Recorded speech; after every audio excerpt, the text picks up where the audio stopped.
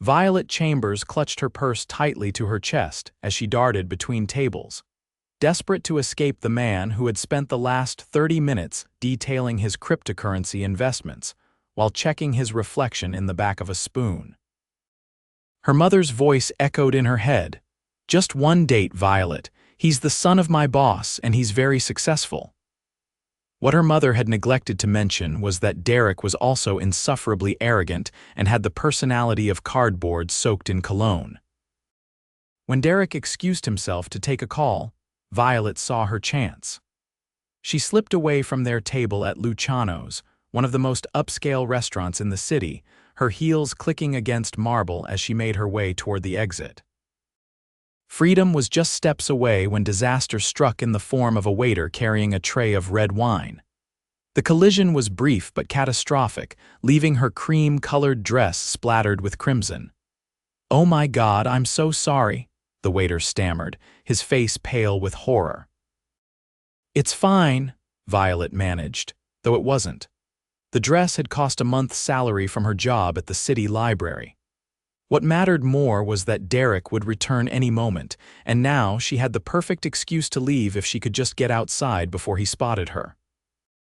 She pushed through the revolving door into the cool evening air, fumbling for her phone to call a rideshare. Her fingers trembled as she opened the app, only to discover that her battery had died. Perfect, just perfect. Rough night? Violet jumped at the deep voice behind her. She turned to find a tall man watching her with concerned eyes. He wore a perfectly tailored charcoal suit that somehow looked casual on his athletic frame. His dark hair was neatly styled, and the shadow of stubble outlined his strong jaw. But it was his eyes that caught her attention, warm brown with flecks of gold that seemed to see right through her panicked exterior. "You could say that," she replied, her voice steadier than she expected. "My blind date turned out to be a disaster, my dress is ruined, and now my phone is dead." The stranger's expression softened. "Sounds like you've had quite the evening. I'm Ryan, by the way, Ryan Sullivan, Violet Chambers." She glanced nervously over her shoulder through the restaurant windows. "And right now, I'm just trying to get out of here before my date realizes I'm gone." "Allow me to help," Ryan offered, gesturing to a sleek black car parked across the street. "My driver can take you wherever you need to go." Violet hesitated. Getting into a car with a stranger went against everything her cautious nature stood for. But through the glass doors, she could see Derek scanning the restaurant, his face contorted in confusion as he returned to their empty table. "That's very kind, but I couldn't impose. It's no imposition," Ryan insisted, noticing her distress. "Consider it a rescue mission, no strings attached." The restaurant doors began to open. "Decision time." "Okay," Violet said quickly. "Thank you." Ryan led her to the waiting car, opening the door for her with a courtesy that seemed genuine rather than performative. As they settled into the plush leather seats, Violet released a breath she hadn't realized she was holding. "Where to?" Ryan asked. "Mapleton Heights," she replied, naming her modest neighborhood across town. If Ryan was surprised by her destination far from the upscale district where Luciano's was located, he didn't show it. He simply relayed the information to his driver and then turned his attention back to Violet. "So, what made the date so terrible that you had to flee?" He asked with a hint of amusement. "Where do I begin?" Violet laughed, the tension in her shoulders easing slightly. "My mother set me up with her boss's son. Apparently, being able to talk about nothing but yourself for half an hour straight is considered a desirable quality these days." Ryan's chuckle was warm and genuine. "Ah, the dreaded parental setup. I've had my fair share of those. You too? Somehow I find that hard to believe." The words slipped out before Violet could stop them, and she immediately felt her cheeks flush. The man beside her exuded confidence and polish that suggested he didn't struggle in the dating department. "Why's that?" Ryan asked, his eyes twinkling with curiosity. Violet gestured vaguely at his impeccable appearance. "You seem like someone who doesn't need help finding dates." "Appearances can be deceiving," Ryan replied with a small smile. When you're in my position, it's hard to know if people are interested in you or what you can do for them." Something in his tone made Violet wonder what position he was referring to, but before she could ask, the car hit a pothole, causing her to wince as the wine-soaked fabric of her dress pressed coldly against her skin. "You're freezing," Ryan observed. He shrugged off his suit jacket and offered it to her. "Here?" "I couldn't," Violet protested. "I'll stain it. It's just a jacket," he insisted, "and you're shivering." Reluctantly, Violet accepted his jacket, wrapping it around her shoulders. It carried the subtle scent of sandalwood and something distinctly masculine. "Thank you for everything. Most people wouldn't stop to help a stranger." "I'm not most people," Ryan replied with a smile that made her heart skip a beat. As the car glided through the city streets, their conversation flowed effortlessly. Ryan was surprisingly easy to talk to, attentive and genuinely interested in what she had to say. By the time they reached her apartment building, a modest structure that had seen better days, Violet found herself reluctant for the evening to end. "This is me," she said as the car pulled to a stop. "Thank you again for the ride. I don't know what I would have done otherwise." "It was my pleasure," Ryan said. "Perhaps I could get your number, in case you ever need another rescue." There was something in his expression, a mixture of hope and uncertainty, that made Violet's pulse quicken. Against her better judgment, she recited her number, which Ryan entered into his phone. "I'll call you," he promised as she handed back his jacket. "And I mean that." Violet had heard those words before from men who never followed through, but something about Ryan made her believe him. "I'd like that," she admitted, stepping out of the car. As the vehicle pulled away, Violet watched until its taillights disappeared around the corner. Only then did she realize she knew almost nothing about the man who had just driven her home. Not what he did for a living, not where he lived, nothing except his name and the fact that he had the kindest eyes she'd ever seen. She climbed the stairs to her third-floor apartment, still thinking about Ryan Sullivan and wondering if she'd ever hear from him again. The call came the next morning as Violet was sorting through the children's book returns at the library. Her phone vibrated against the desk, displaying an unknown number. Normally, she would let it go to voicemail, but something prompted her to answer. "Hello, Violet, it's Ryan." From last night, her heart did a little flip. "Ryan, hi, I didn't expect to hear from you so soon." "I hope I'm not disturbing you," he said, his voice as warm as she remembered. "I wanted to make sure you got home okay, which is ridiculous, because I literally dropped you off, and to ask if you might be free for dinner tonight." Violet hesitated. There was something about Ryan that intrigued her, but she had learned to be cautious. "That's very nice of you, but I don't even know what you do for a living." Ryan chuckled. "Fair point, I'm in real estate development." "That sounds interesting," Violet replied, trying to sound enthusiastic about what she imagined was a mundane office job. "It has its moments," Ryan said, an undercurrent of amusement in his voice. "So dinner, I know a little Italian place in Westside that makes the best tiramisu in the city." Violet's willpower crumbled. "Okay, but nothing fancy, please. I've had enough of upscale restaurants for a while." "Noted." "Casual it is. I'll pick you up at 7. After confirming the details, Violet hung up, a smile playing on her lips. For the rest of her shift, she found herself distracted, wondering about the mysterious Ryan Sullivan who had come to her rescue and now wanted to take her to dinner. At 6:55 that evening, Violet stood in front of her mirror, scrutinizing her appearance. She'd chosen a simple blue sundress that brought out the green in her eyes, paired with comfortable sandals.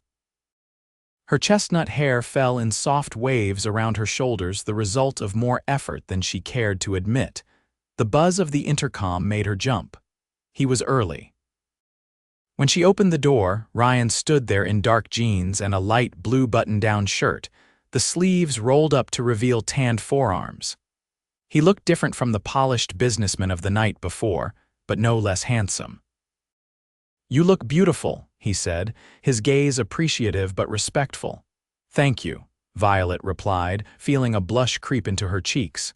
"You clean up pretty well yourself." Ryan's car was waiting outside the same sleek black vehicle from the previous night. Violet couldn't help but think it seemed excessive for someone in real estate development, but she pushed the thought aside. Not everyone who drove a nice car was showing off, she reminded herself. The restaurant was exactly as Ryan had described: small, intimate, and far from pretentious. Checkered tablecloths, candles in wine bottles, and the mouth-watering aroma of garlic and tomato sauce created an atmosphere of cozy comfort. "This is perfect," Violet said as they settled into a corner booth. "How did you find this place?" "I used to live in the neighborhood when I first moved to the city," Ryan explained. "Back when I was just starting out and could barely afford ramen, let alone a proper meal, the owner, Marco, would sometimes let me wash dishes in exchange for dinner." The image of Ryan, who now exuded success from every pore washing dishes for a meal, didn't quite compute. "Really, you don't seem like the type who's ever struggled." Ryan's expression grew thoughtful. "We all start somewhere. I came from nothing, actually. My dad walked out when I was 10 and my mom worked 3 jobs to keep a roof over our heads. Everything I have now, I built from the ground up." The sincerity in his voice touched Violet. "That's impressive," she said softly. "My story's not quite so dramatic. Middle-class family, college on scholarships, and now I work at the public library. I love it, but it's not exactly changing the world." "Don't sell yourself short," Ryan countered. "Libraries changed my life when I was a kid. Free books, a quiet place to study, librarians who cared. That matters more than you know." Their conversation continued to flow through appetizers and main courses, skipping from childhood memories to favorite books to dreams for the future. Ryan was attentive, asking questions that showed he was genuinely listening to her answers. He spoke passionately about his work, but never in the self-important way Derek had. Instead, he talked about community impact and creating spaces where people could build lives and memories. By the time they shared the promised tiramisu, which was indeed exceptional, Violet felt a connection forming that both excited and frightened her. Ryan Sullivan was unlike anyone she'd ever met, and she found herself wanting to know everything about him. "So," Ryan said as they walked back to his car after dinner, "would it be presumptuous to ask you out again, maybe this weekend?" Violet smiled up at him. "Not presumptuous at all, I'd like that." He drove her home, and this time when they reached her apartment building, he walked her to her door. Standing in the dimly lit hallway, Violet felt her heart racing as Ryan leaned in slowly, giving her plenty of time to step away if she wanted to. She didn't. His lips met hers in a kiss that was gentle yet held the promise of passion. When they broke apart, Ryan's eyes were dark with emotion. "Good night, Violet," he said softly. "I'll call you tomorrow." "Good night," she whispered back, watching as he walked away. Once inside her apartment, Violet leaned against the door, touching her fingers to her lips. Ryan Sullivan was quickly becoming someone she could fall for if she wasn't careful. She might already be halfway there. The next few weeks passed in a whirlwind of dates and discoveries. Ryan took her to art galleries, street food festivals, and once to a bookstore that specialized in rare first editions, where he watched with delight as she examined the treasures with careful reverence. Violet introduced him to her favorite spots in the city, the hidden park where she read during lunch breaks, the hole-in-the-wall bakery that made cinnamon rolls big enough to share, the rooftop of her apartment building where she sometimes went to watch the stars. What struck her most was how present Ryan always was. He never checked his phone during their time together, never seemed distracted or bored. When Violet spoke, he listened as if her words were the most important thing in the world. And though he clearly had money evidenced by his car, his clothes, and the ease with which he paid for their outings despite her protests, he never made her feel less than or out of place. There were odd moments, though. Times when people seemed to recognize him, approaching with respectful nods or discreet handshakes. Once, at a restaurant, the owner himself came out to greet them, fawning over Ryan in a way that seemed excessive for a regular customer. When Violet questioned it, Ryan simply said he'd helped the man with a property issue once. It wasn't until their sixth date that Violet began to suspect there was more to Ryan Sullivan than he was letting on. He had invited her to a charity gala, their first formal event together, and while she'd initially balked at the idea of mingling with the city's elite, Ryan had convinced her with his usual charm. "It's for the Children's Literacy Foundation," he'd explained. "Given your passion for libraries, I thought you might enjoy it." So here she was, wearing a borrowed gown from her friend Mia, stepping into the grand ballroom of the Riverside Hotel on Ryan's arm. The space glittered with chandeliers and the jewelry of the well-heeled attendees. Violet felt out of place until Ryan squeezed her hand reassuringly. "You look stunning," he murmured. "Everyone else fades away when you're in the room." Before she could respond, an older couple approached them, the woman beaming at Ryan. "Ryan Sullivan, as I live and breathe. We haven't seen you since the governor's ball." The woman's gaze shifted to Violet. "And who is this lovely young lady?" "Mrs. Bennett, Mr. Bennett, this is Violet Chambers," Ryan said, his arm sliding around Violet's waist. "Violet, Alina, and Howard Bennett are old friends of my family." "Lovely to meet you," Violet said, shaking their hands. "Violet works at the city library," Ryan added, pride evident in his voice. "She runs the children's reading program." Mrs. Bennett's eyebrows rose slightly. "How meaningful, and how did you two meet?" Before Violet could answer, another voice interrupted.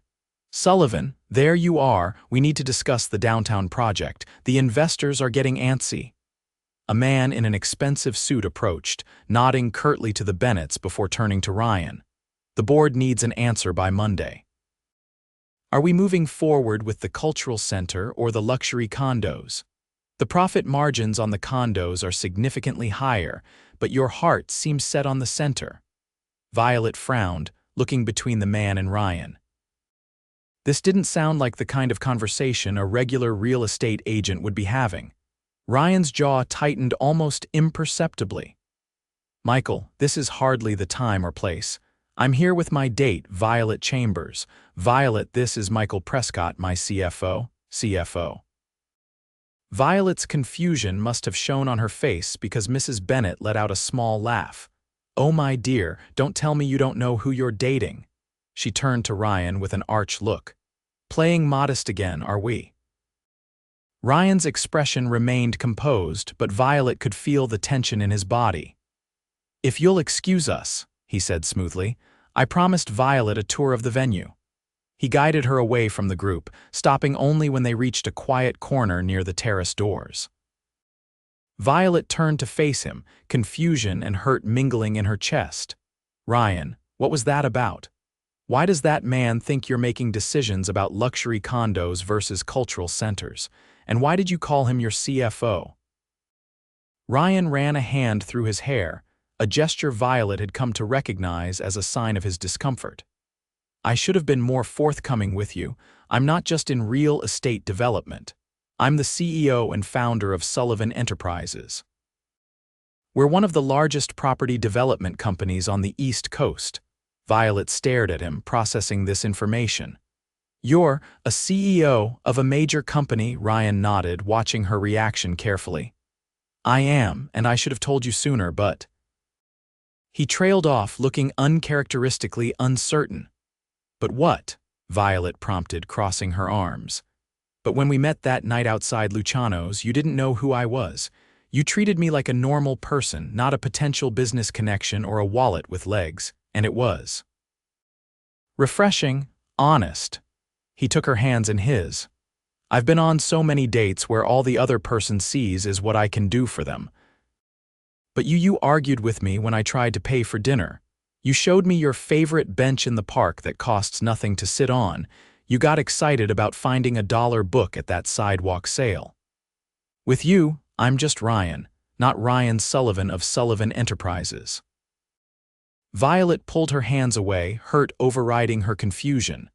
"But I've been honest with you from the beginning. I told you I work at a library. I showed you my tiny apartment. I never hid anything about my life." "I know," Ryan said, regret clear in his voice. And I wasn't trying to deceive you exactly. I wanted to be sure what was between us was real before complicating it with all of this. He gestured to the opulent room around them. How rich are you exactly? Violet asked, the question blunt but necessary. Ryan hesitated before answering. The company is valued at just over $4 billion. My personal net worth is about a third of that. Violet felt the room spin slightly. A billionaire. She was dating a billionaire and she hadn't even known it. Every interaction they'd had suddenly took on a new light. The car, the ease with which he navigated exclusive spaces, the deference people showed him, it all made sense now. I need some air, she said, turning toward the terrace doors. Violet, please, Ryan began, but she cut him off with a shake of her head. Not now, Ryan, I need to think. The cool night air was a relief after the stuffiness of the ballroom. Violet gripped the stone balustrade, trying to sort through her feelings. Part of her was angry not because Ryan was wealthy, but because he hadn't trusted her enough to be honest. Another part understood his caution, and still another part wondered what this meant for them going forward. Could someone like her, with her modest background and simple tastes, really fit into his world? May I join you? Ryan stood at the terrace entrance, his expression a mixture of concern and hope. When Violet nodded, he came to stand beside her, not touching her but close enough that she could feel the warmth of his body in the cool evening air. I'm sorry, he said simply. I should have told you the truth from the start. Yes, you should have, Violet agreed, but her voice had lost its edge. I understand why you didn't, though, to a point. Do you? Ryan turned to face her, his eyes searching hers. Because I need you to know that nothing between us has been fake. How I feel about you, that's the most real thing in my life right now. The sincerity in his voice made Violet's heart ache. I believe you, but Ryan, look at me and then look at you, at your world. She gestured to the glittering party beyond the terrace doors. I don't belong in there. Neither do I half the time, Ryan confessed with a small smile. Most of these people are more interested in what they can get from me than in who I am, but you see me, the real me. That's worth more than any amount of money or success. He took a step closer, reaching for her hand. This time, Violet didn't pull away. I'm falling in love with you, Violet Chambers, Ryan said, his voice low and intense. Not with your job or your apartment or your bank account. With you, your kindness, your passion for books, the way you laugh with your whole body, how you always stop to pet stray cats even when you're running late. I'm falling in love with the woman who fled an awful date and somehow stumbled into my life. Violet's breath caught in her throat. Ryan. If my money makes you uncomfortable, I understand. We can talk about that, but please don't let it come between us. Don't let it make you doubt what we have. Tears pricked at the corners of Violet's eyes. I'm scared, she admitted. Not of your money exactly, but of what it means. Of not being enough. Ryan's hands came up to cup her face gently. You are more than enough. You're everything I've been looking for without even knowing it. As he leaned in to kiss her, Violet felt the last of her reservations melting away. Whatever challenges lay ahead, the differences in their backgrounds, the scrutiny of his social circle, the adjustments they would both need to make, they could face them together. The kiss deepened, and Violet wound her arms around Ryan's neck, drawing him closer. When they finally broke apart, they were both breathing heavily, foreheads pressed together. So, Ryan murmured, am I forgiven for my omission? Violet pretended to consider, on one condition, name it, no more secrets. I want to know all of you, Ryan Sullivan, the good, the bad, the impossibly wealthy. Ryan laughed, the sound vibrant in the night air. Deal. He brushed a strand of hair from her face. And I want the same from you, everything. Well, I should probably confess that my apartment is even smaller than it appears, Violet said with a smile. The kitchen doubles as my home office. Shocking, Ryan teased, his eyes dancing with affection. What other scandals are you hiding? I sometimes return library books a day late. A rebel, he said approvingly. I like that in a woman. Their laughter mingled in the space between them, a promise of many more such moments to come. As they turned to rejoin the party, Ryan kept his arm around Violet's waist, a silent declaration to everyone present. This is the woman I've chosen, and she has chosen me back. The months that followed were not without their challenges. There were awkward dinners with business associates who looked at Violet with barely concealed curiosity, wondering what the billionaire CEO saw in a librarian. There were moments when Violet felt out of her depth in Ryan's world of corporate politics and luxury. But there were beautiful moments too. Ryan volunteering at the library's reading program, sitting cross-legged on the floor with children gathered around him. Violet attending board meetings and offering perspectives that made Ryan's executives rethink their approaches to community development. Quiet evenings in her small apartment, where Ryan claimed the food tasted better, and the conversations ran deeper than in any five-star restaurant. 6 months after the gala, Ryan took Violet back to the small Italian restaurant where they'd had their first date. Marco greeted them with the same enthusiasm as before, though Violet now understood it wasn't just Ryan's regular patronage that earned such treatment. After plates of pasta that tasted even better than she remembered, Ryan reached across the table to take her hand. "Do you know what I was thinking the first time we came here?" he asked. Violet shook her head, smiling at the memory. "Tell me." "I was thinking that I'd never met anyone like you before, someone who saw beyond the surface, who valued the right things." He squeezed her hand. "I was thinking that I could fall in love with you if I let myself." "And did you let yourself?" Ryan's eyes softened. "Completely, which is why I need to ask you something important." He slid from his chair, kneeling beside their table. Several nearby diners gasped as he pulled a small velvet box from his pocket. "Violet Chambers," Ryan said, his voice steady despite the emotion in his eyes. "These past months with you have been the happiest of my life. You've shown me what it means to be truly seen and accepted for who I am, not what I have. You've challenged me, supported me, and loved me with a generosity of spirit that takes my breath away." He opened the box to reveal a ring with a single emerald surrounded by small diamonds. "Will you marry me?" Tears blurred Violet's vision as she nodded. "Yes," she managed to say through the tightness in her throat. "Yes, I'll marry you." As Ryan slipped the ring onto her finger, a perfect fit, the restaurant erupted in applause. Marco appeared with champagne on the house, and through her tears Violet could see that he was wiping his eyes as well. "I love you," Ryan whispered as he rose to kiss her. "Not because you're perfect, but because you're perfectly you." "I love you too," Violet replied, her heart so full it felt like it might burst. Billionaire CEO and all.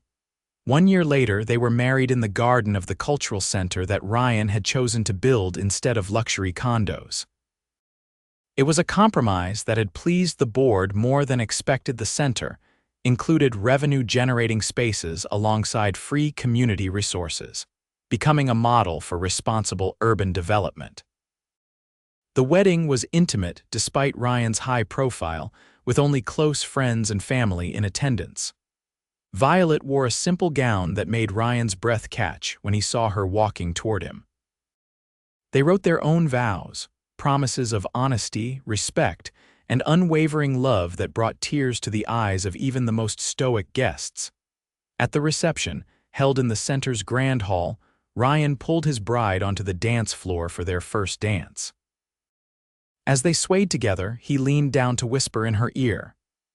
"Happy?" Violet looked up at the man she had fled to on that fateful night, the stranger who had offered help when she needed it most, the billionaire who had fallen in love with her as surely as she had fallen in love with him. "Completely," she answered, rising on tiptoe to kiss him. "And this is just the beginning." As their friends and family surrounded them on the dance floor, Violet thought about the night that had changed everything, her desperate escape from a bad date, the chance encounter that had led her to Ryan. Sometimes the wrong turns in life led to exactly the right destination. And sometimes, the person offering help when you're at your lowest point turns out to be the one who will lift you higher than you ever thought possible. In Ryan's arms, surrounded by the love and life they had built together, Violet knew with absolute certainty that she had found her happily ever after. Not because Ryan was a billionaire, but because he was hers and she was his. And together they had created something more valuable than any fortune. A love built on honesty, respect, and the courage to see each other for who they truly were.